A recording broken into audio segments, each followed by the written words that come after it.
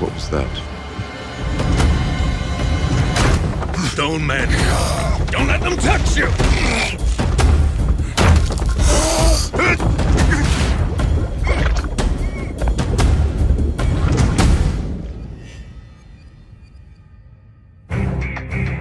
Stone men suffer from grayscale. It's the same disease that Shireen had as a baby, which disfigured her face. Shireen was presented with a gift, and it was infected with grayscale, but they managed to stop it from spreading any further than her cheek. It calcifies the skin, and basically it turns it to stone. It hardens, turns gray. And if it affects the brain at all, it also brings with it madness. It's sort of like a very vicious form of leprosy, highly contagious. They're human beings, and yet they're terrifying, and if they touch you, you're going to turn into one of them. We had Shireen's look to kind of go from. We knew it was going to have to be this incredibly extreme version of it. To apply the Head and Shoulders is about a 4-hour process. They're covered in silicone rubber prosthetics.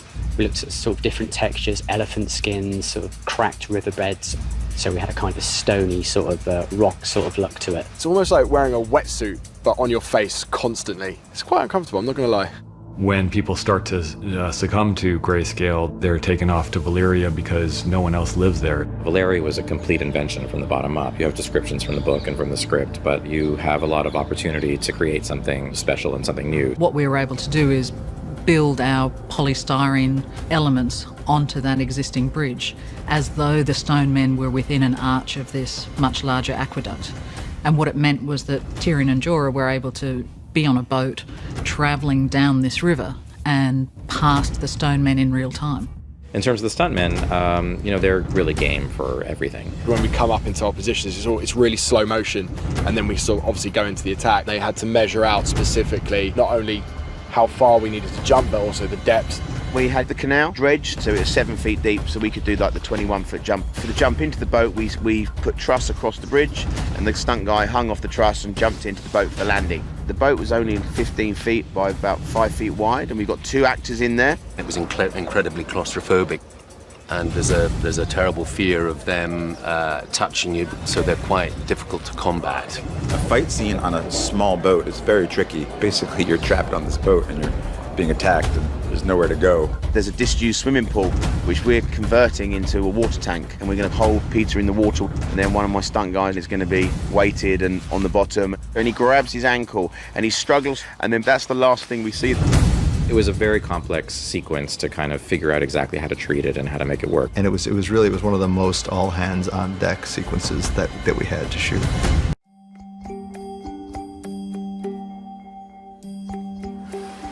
As miserable as you are, Mormont, at least your father was a good man. What do you know about my father? How do they put it in the watch? We shall never see his like again.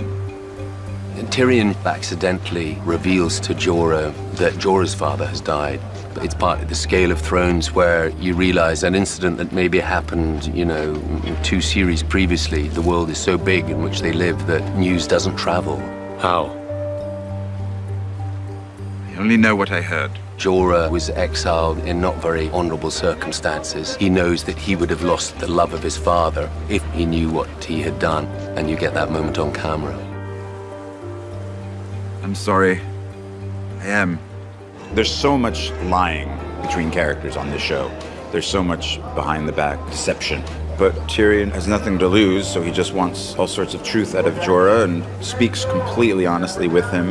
It's so refreshing that good things come out of it. Telling him of his father and what really happened with his own family. They grow to really respect each other. It's a poignant moment. You know you will never have a chance to look your father in the face and seek mitigation. But Tyrion and Jorah, we keep each other alive. We better keep moving.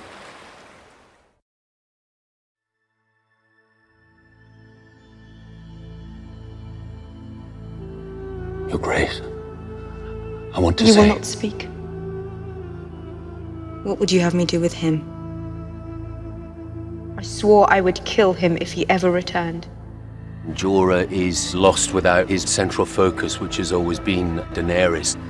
She's somebody who I've always believed would be a great and benign ruler in a world in which there's not many good rulers around.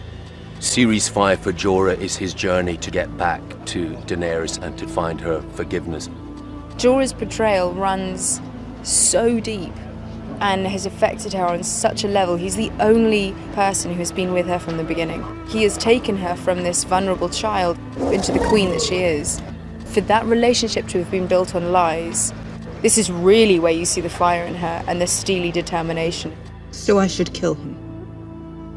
It's really about physically putting his body on the line for Daenerys. He's willing to show that he would die for her, and that's really his offering. He doesn't really care for life without her. Get him out of my sight. Khaleesi, please. Every sign she shows him, good or bad, is an opportunity for him to continue to win her affections. But she will stand next to her decisions and take full ownership for them. Remove Ser Jorah from the city. Not to say that it doesn't tear her apart and rip her heart in two, but we've all been heartbroken, and this is definitely the biggest one for her.